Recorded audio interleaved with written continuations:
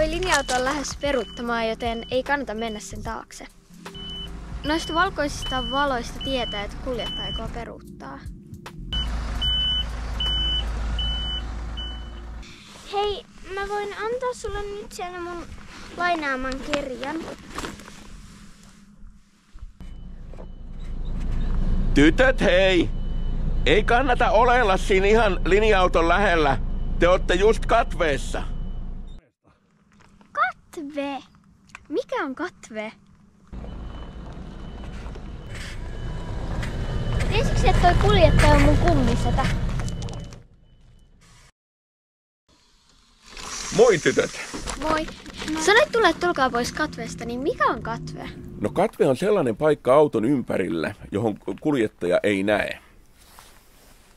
Nyt kun lähtee on vielä aikaa, niin jos haluatte, niin me voitaisiin vähän katsella, että mitä tuo kuljettajan paikalta on mahdollista nähdä ja sitten taas toisaalta mitä sieltä ei voi nähdä.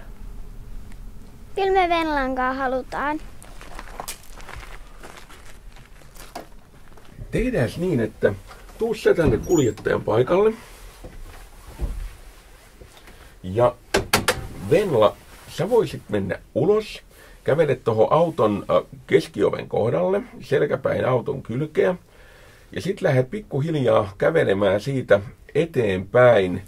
Niin me soitetaan täältä sitten äänimerkkiä, kun sun pitää pysähtyä. Ok.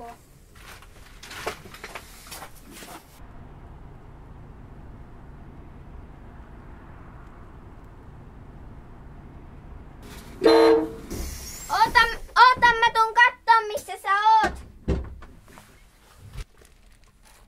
Ai, sä oot siinä.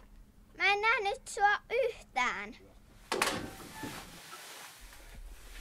Myös näiden tuulilasin vieressä olevien pilarien ja sivupeilien taakse jää herkästi katveeseen.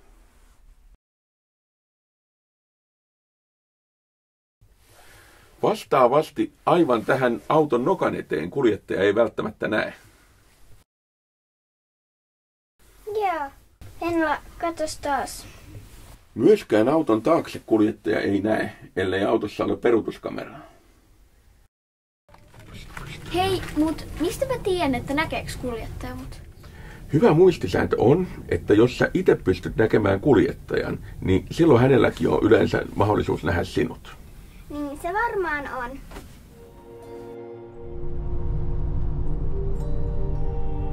Nyt mä muistankin tähän liittyvän yhden jutun. No.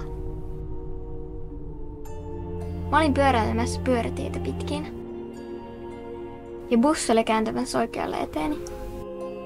Mä huomasin bussin sivupeilistä sen kuljettajan. Ja hän varmaan pysähtyi, koska huomasi minut. En siis pyöräillyt silloin katveessa. Ja oli yksi toinenkin tapaus. Kun tulin kerran Emilian luolta pyörätietä pitkinä. Ja olin ylittämässä risteystä. Olin varmaan juuri tuulilasin pilarin katveessa. Mä hiljensin vauhtia. Varmistin, että näin sivulasin läpi kuljettajan. Sivultakin tulteessa on tärkeää varmistaa, että kuljettaja on huomannut minut ja aikoo väistää. Just näin. Mietti, sun pitää painaa nappia. Ai niin joo.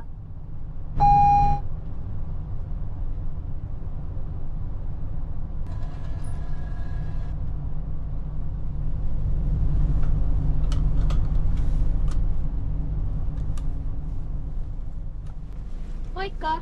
Moikka! Kiitos! Kiitos! Onko sun opettajat muuten kivoja? Tosi kivoja. Joo, munkin on. Tuohon bussin eteenhän jää myös se katve. Varmistetaan siis, että kuljettaja on huomannut meidät. Joo. Nyt se kääntyi katsomaan meitä. Voidaan mennä.